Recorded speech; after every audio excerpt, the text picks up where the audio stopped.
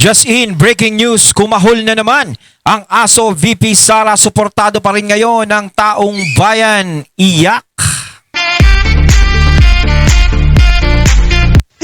Ayan, syempre itong balitang ating matutunghayan ngayon ay nagbula kay Pinas Bana TV. At ito po ang inyong lingkod na si BT na magbibigay ng reaksyon at komento dito sa video na ating matutunghayan ngayon. At huwag na natin pagtagalin at sabay-sabay na nating panoorin ang laman ng video na hatid sa atin ni Pinas Bana TV at bibigyan natin ng reaksyon ang balitang ito. Pasok! Magandang umaga po muna sa inyo, tanghali hanggang gabi at madaling araw po sa ating lahat. Sana po nasa maayos po tayong kalagayan, mga kababayan. Mag-umpisa na po tayo.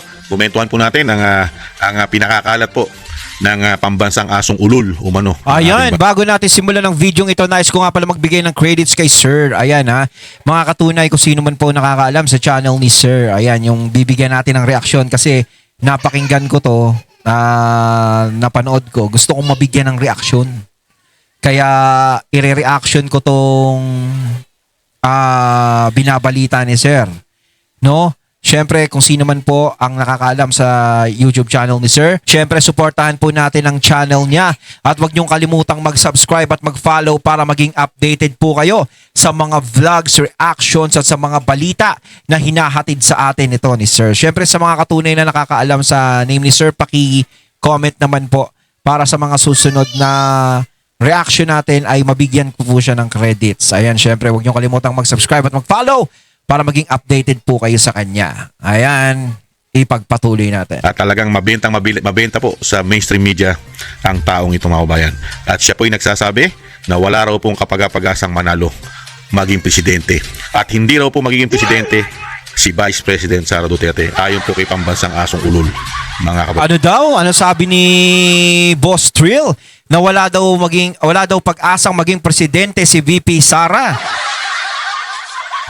Alam niyo itong taong to, no, si Trill. Trill na lang, paikliin na lang natin. Etong taong to napakalakas talaga ng fighting spirit. Kasi kung tutuusin, lumalakas ang loob nito eh. Alam niyo kung bakit? Syempre, ang iniisip niya dahil sa mga ginagawa niyang kasipagan niya daw. Si Tatay Digong ngayon nasa ICC. Baka isipin niya siya ang dahilan. Baka ikaw naman talaga yung dahilan. 'Di ba? Ngayon naman, iniisip niya naman si VP Sara hindi mananalo, kaysa ganito, ganyan.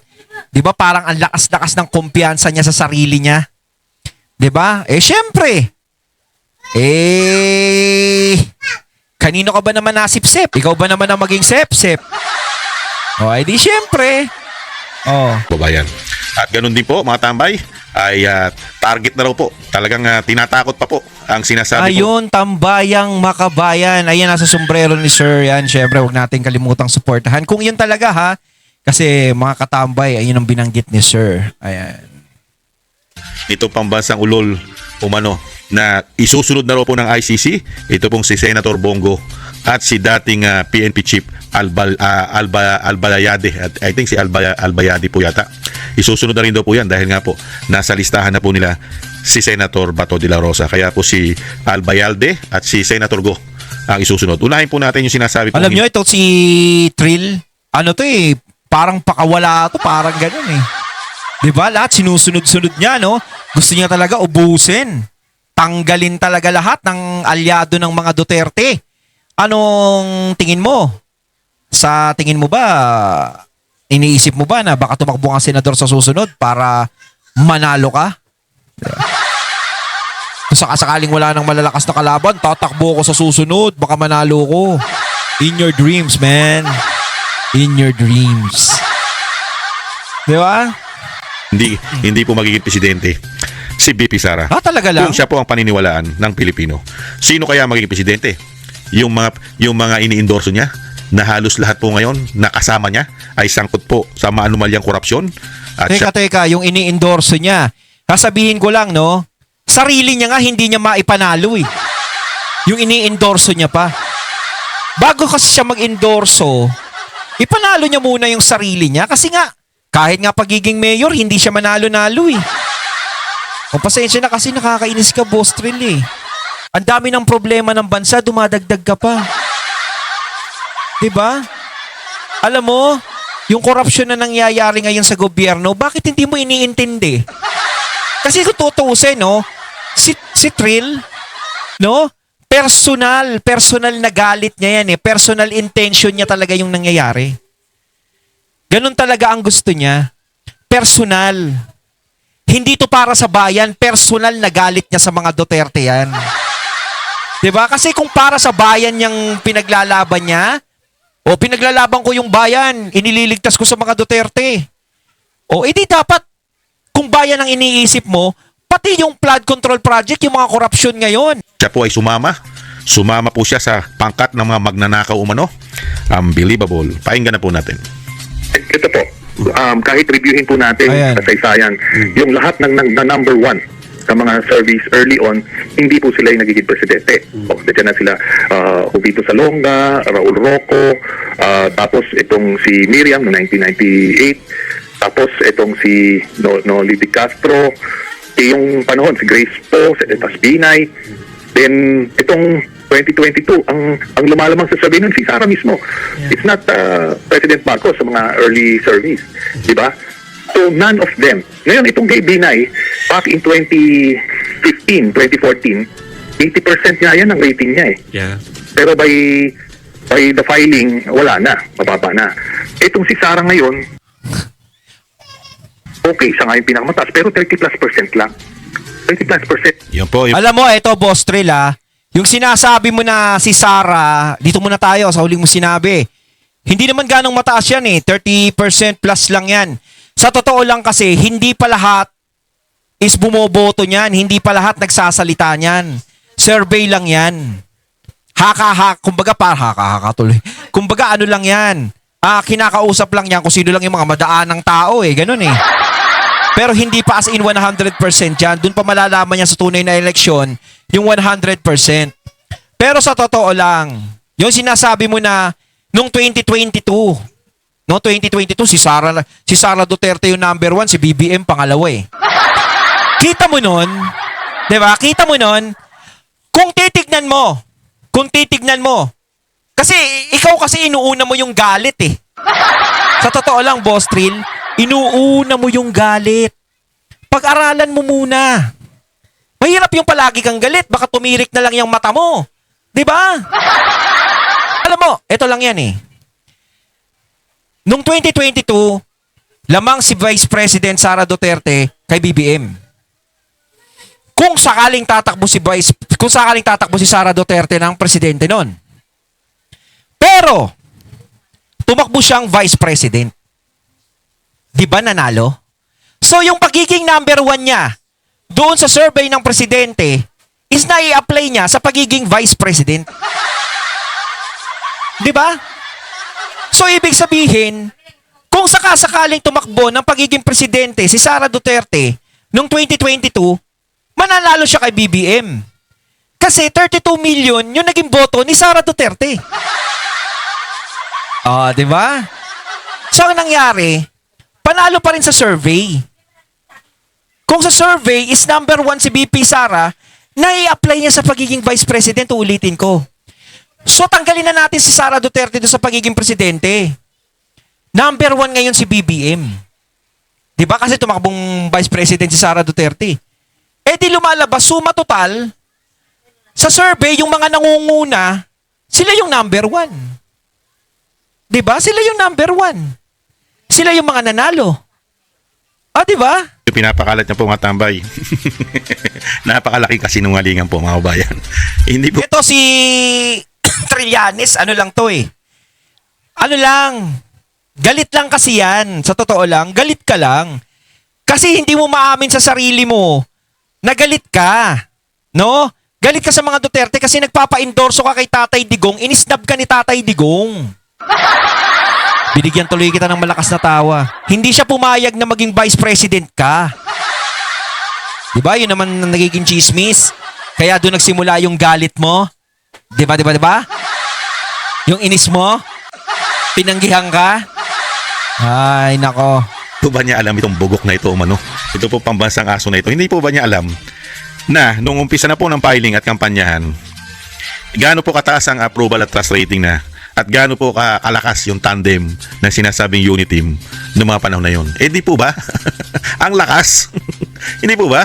Kaya po nakita po ang tao kasi sa lahat po ng pinupuntahan ni BP Sara at ni Bonget at ni Bangag nung unit team noong mga panahon na yon ay talagang majority po ng Pilipino ay gusto po sila iboto. Hindi po yan sa survey. Yes. Hindi po ba mga bayan? Taong bayan na nagsasaysay. Yes. Kaya paano paniniwalaan itong pambansang asong ulol na ito? Bine-brainwash lang po ang taong bayan na hindi po mananalo at hindi magiging presidente si BP Sara. Doon po sa kanyang kokote. Paano paniniwalaan yung tao na yan? Eh, siya nga hindi manalo eh.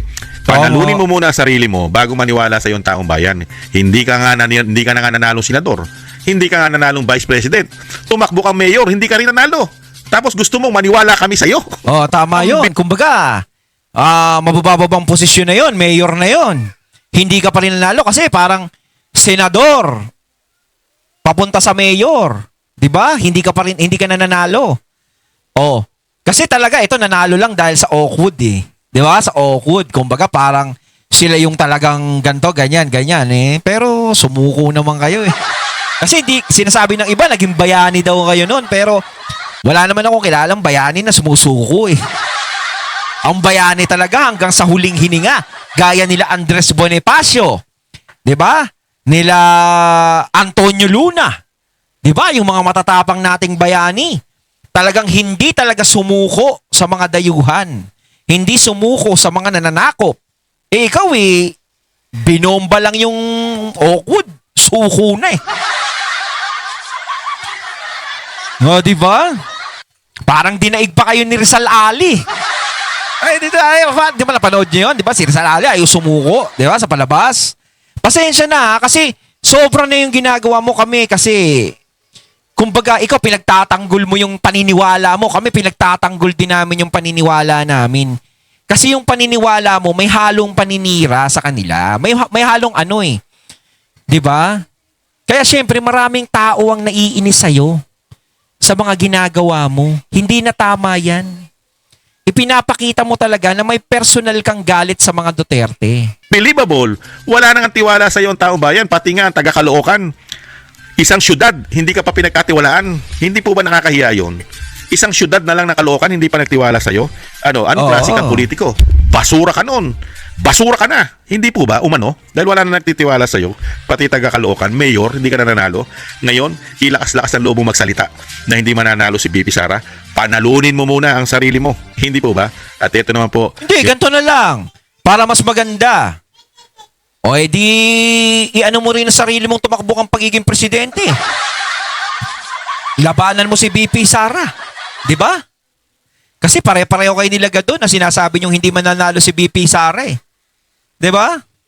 Si BP Sara nga hindi naapektuhan sa mga survey. Hindi mo nga nakikita si BP Sara na nagsasalita na number 1 ako sa survey thanks sa mga gumagawa. Hindi nga siya nagaganon eh. Wala nga siyang pakialam diyan sa mga survey na yan eh. Eh di kung number 1 siya sa survey, di number 1. Kayo lang naman ang masyadong nag-aalala sa survey ni BP Sara. 'Di ba? Yung batikos niya po kay Bongo at kay Albayade, mga tamay. Pakinggan po natin. Naniniwala si former Senator Antonio Trillanes na ang mga susunod na target ng ICC arrest warrant ay sina Senator Bongo at dating PNP Chief Oscar Albayalde sa at the forefront ng Billionaire News Channel. Sinabi ni Trillanes na patuloy siyang nakikipag-ugnayan sa ICC bilang interested party. Dagdag niya, nakafocus ang International Tribunal sa mga taong malalaki raw ang papel sa drug war ni FPRRD. They're not really after even the mid-level operators. So, mananaro down yung mga mai-issuehan ng warrant. Eventually, probably, at most, mga 4 ang mai-issuehan. Including former President Duterte na po. Yes. So, tatlo. If we have Senator Bato de la Rosa, Yes. who do you think are the other 2? Bongo and Albayalde. Yan. At what point do you think magkakaroon ng, if any, warrant of arrest against them? Mga next year na yon, yung dalawa. But si kay Bongo, tingnan natin, baka Talagang ang sipag ni Trillanes sa sa ICC, no? Kasi diyan sa ICC pinapakinggan ka. Talagang diyan yung sinasampa sa ICC yung kaso, hindi dito sa korte sa Pilipinas. Kasi alam nyo na mababasura lang 'yan. Kasi kung ang tingin nyo sa ginawa ni PRRD ay krimen, sa mata ng taong bayan sa ilalim, hindi yun krimen. 'Di ba? Ang laki nga nang naitulong nun eh. Sa mga tao, naging ligtas. 'Di ba? Yung mga adok-adok nawala. Ikaw lang naman isa ka lang naman dun sa mga hindi nagugustuhan yon. Bakit? Tagapagtanggol ka ba ng mga adik? 'Di ba? Tuwan-tuwa ka ba sa ganon? Oh, hindi naman dahil sa sinisiraan ka, ganon, pero grabe ka eh. 'Di ba? Hindi mo na lang sabihin na galit kasi ako diyan sa mga Duterte na yan eh. Gusto ko talagang 'di ba? Personal tong nararamdaman ko. Huwag mong sasabihin, Boss Trill, na para sa bayan yang ginagawa mo. Huwag mong sasabihin ganun. Hindi para sa bayan yan. Gaya ng sinabi ko kanina, kung sa bayan yang ginagawa mo, no? Yung flood control project, papansinin mo. Hindi mo nga binabanggit yan eh. Yung mga nasasangkot dyan, pinapakailaman mo ba? Hindi. Focus ka lang sa mga Duterte. Kasi gustong-gusto nyo talaga sila mawala. O, di ba? Dahil pag bumalik na din naman si BP Sara sa pagiging presidente, kapag may Duterte nakabalik, lipad ka rin, malamang eh. Ipahuli mo na lahat, hindi po ba? At ikaw naman ay nagtatrabaho sa Banyaga, hindi po ba? Kaya nga sikat na sikat ka sa China eh. Noong panahon ni Pinoy, ilang beses ka nagpunta ron at biglang nawala ang isang teritoryo natin, ang isang isla natin, di ba? Ang Scarborough. Hindi kaya, sikat na sikat ka sa Banyaga eh. Kaya po kung magiging Pangulo po si BP Sara, dapat po ipatapo na. At tanggalin na po sa Pilipinas yung mga yan umano, pati po ang mga makakaliwa na naglilingkod po at sila po sympathizer ng Banyaga. Doon po nahandun po ang kanilang tiwala at wala po sa ating bansa at wala sa ating judicial. Ipatapo na po mga tao na yan. Wala po. Nako sir, sa tingin ko, baka pag nanalong presidente si BP Sara, wala nang maabutan si BP Sara. Ibig ko sabihin wala nang maabutan, malamang ko magliparan na sa ibang bansa yung mga yan. Kasi kapag nakikita na nilang, nagna-number 1 na sa bilangan si BP Sara, nako, malamang ko yung mga yan, may mga nakahanda ng passport yan, lilipad na yan. Hindi na nila pababayaan na si BP Sara umubot, tas nandito pa sila sa Pilipinas. Nako! Kaya sigurado, punong-puno ang airport. Ang daming tatakas niyan, sigurado yan. Kayo mga katunay, alam nyo ba? Ramdam nyo ba rin ba yun? Sigurado yan. Siguradong sigurado. Karapatan maging Pilipino ang mga demonyong yan umano. Hindi po ba? Meron po tayong judicial, meron tayong soberenya, pero nagsisiksik po sila doon po sa Banyaga. Hindi po magandang ugali ng Pilipino yan. Yang mga ganyang klase na kahayupan umano at kademonyuhan. At nakita naman po natin kung gaano po kalakas ang taong ito. Pagka po pala may presidente ang bansa, ng isang bansa po pala, pagka may presidente po pala ng bangag at may issue ng pulburon, talagang maglalabasan po pala ang lahat ng klase na kahayupan at kademonyuhan ng mga Pilipino katulad po nila umano. Nahandyan po ang mga aso, mga buhaya, mga baboy umano. Hindi ba? Nagsama-sama po. At lahat po ng klase ng katakawan. At ano naman po maipagmamalaki ni pambansang ano po ba to? Pambansang sundalong kanin daw po ba umano? O pambansang asong ulol ng Pilipinas umano? Ano po ba ang legasiya nitong tao na ito? Wala naman legasiya yan eh. Di ba? Wala na, para sa akin, wala nga nagawa sa Senado yan. Ano ba nagawa niyan? Wala nga pumutok na ginagawa yan. Nung pandemic na hindi mo nakita pagmumukha niyan eh. Nakita ba natin pagmumukha niyan? Wala. Tahimik lang sa isang tabi yan sa Gedli. Di ba? Ibang po na magrebelyon at magnakaw daw po umano ng mga tinidor at kutsara. Mga kababayan, nung siya po ay nagrebelyon. Hindi ba? Ano po ba nakita ng mga Pilipino sa taong yan? At grabe po Grabe po siya. Parang siya na po ang masusunod sa ating mga kababayan. Katulad po kababayan natin si Senator Bato at si dating PNP Chief General Albayalde. Para po siya na ang sinusunod ng ICC. Palibasa po yata talagang may koneksyon. Meron po talaga. Oo. Meron po talaga sila ugnayan. Parang spoiled sa ICC tong tao na to eh. Dahil nga po, alam naman po natin, hindi naman po tayo bobo at gago, hindi naman po kikilos ang ICC. Di po ba? Para lang po sasakyan yan. Bago mo mapaandar ang isang sasakyan, kailangan po may gasolina. Hindi po ba? Tama. At kailangan po may baterya. Hindi po ba? At kailangan siyempre para tumakbo, may gulong. Hindi po ba? Kaya ganyan po ang ginagawa ng gobyerno natin umano. para po kumilos at pumabor, umandar, tumakbo ang ICC umano at nakapagsasalita ang asong ulol na kala mo 100% na may katotohanan na sinasabi niya dahil po doon sa nagkakarga, nagpapagasolina, bumibili ng baterya, bumibili ng gulong. Hindi po ba? Kaya po, nakita po natin, nung makabalik po ang binagawang Pilipinas, sino-sino po mga kaalyado? Makakaliwa umano. Asong ulol umano. Di ba? Mga buhaya umano. Mga magnanakaw. Hindi po ba? Dumami. Ngayon, Mas matindi pa nga ngayon kaysa nung mga nakakaraang administrasyon eh. Yung mga administrasyong nagdaan, medyo may breeding pa ng konti eh. Pero ngayon, talaga napakatindi. Grabe. ngayon, si BP Sara, kinikriticize niya na hindi raw po magiging presidente dahil yung binanggit niya na mga matataas sa survey ay hindi raw po naging presidente. Puro may issue ng anomalya yun eh. Di ba? At yun, Oo, si BP Sara nga, kahit may issue ng anomalya, number 1 pa rin eh. Oo. Issue kasi na walang katibayan. Di ba? hindi po 100% na sinuportahan talaga ng mga Pilipino. Ikumpara mo sa mga Duterte. Sa tingin mo, maniniwala pa Pilipino sa'yo? Ano po ba ginawang paglilingkod ni BP Sara ang kanya pong credential? Di po ba napakaganda sa Davao City? At siya bilang Oo. presidente, ano po ba nagagawa niya bilang presidente? Kaya nga sasabihin ko eh, Tito, kung pagdidikitin mo si Sara Duterte at si Trillanes, ano ba ang nagawa ni Trillanes sa nagawa ni BP Sara? Kumbaga magparamihan sila ng achievement na nagawa sa taong bayan eh. Eto kasi kay Trillanes, wala naman akong marinig dito na nagawa niya eh. Kumbaga kung may sinasabi siyang nagawa niya, sinasabi niya lang yun eh. Pero hindi ko naramdaman si BP Sara kasi unang-una naramdaman ng taong bayan, naramdaman ko. Sa tatay pa lang ni BP Sara, naramdaman ko eh na maganda pagpapatakbo eh. Kay Sara Duterte, nakita naman natin maganda pagpapatakbo dahil ang mga taga Davao eh talagang Duterte pa rin hanggang ngayon. Oh, eto, kita mo naman, kahit saang lugar na lang tumatakbo, ultimo Caloocan natalo.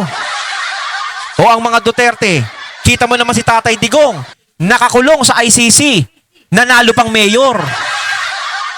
Tinaig ka pa. Eh ikaw, nasa laya ka, talo ka pa. Kahit po siya iniipit ang kanyang budget, di po ba napakarami niya nagagawa? Di po ba? At yung sinasabing korupsyon, gawa-gawa lang nila. Sila Oo. talaga magnanakaw, hindi po ba? At yung sinasabi po na wala raw po sa history na nananalo pagka ikaw ay malakas sa survey, pag malayo pa halalan, katarantaduhan yon. Yung sinasabi nga natin, nung una pa lang, pag umpisa pa lang, sino na po ang gustong manalo? Kung si Sara po ay sumunod lang sa kanyang tatay, Oo. wala po tayong presidente Malamang. na bangag ngayon. At Malamang si adikto. Sara Duterte panalo eh. Di po ba? Hindi lang po sumunod si Sara sa tatay niya. Siya sana presidente dahil napakalakas niya eh. Mm. Dahil ang approval at trust rating ng kanyang aba ay napakataas noong mga panahon na yun. 80 plus. Majority ng Pilipino nagtitiwala sa pamilya niya na magtutuloy-tuloy ang gagawin pagbabago at pag-unlad ng bansa. Kaya nga lang po, medyo po umayaw. Hindi natin alam kung ano kadahilanan ng ating Nagbigay Vice ng President daan. na hindi po siya sumunod sa kanyang ama. At siya po ay sumama at nagpabudol umano sa pamilya Marcos Romualdez Araneta. Nagpabudol po siya umano. Ayon, at ating natunghayan ng video na nagmula kay Taong Bayang Makabayan. Ayan, syempre, yun yung nakalagay sa sombrero ni Sir. Ayan, syempre, narinig natin ang video na yon, no, na binigyan natin ng reaksyon. Kayo mga katunay, anong masasabi nyo tungkol dito? Comment lang po kayo sa comment box. So once again, I'm BT and I'm out. Peace.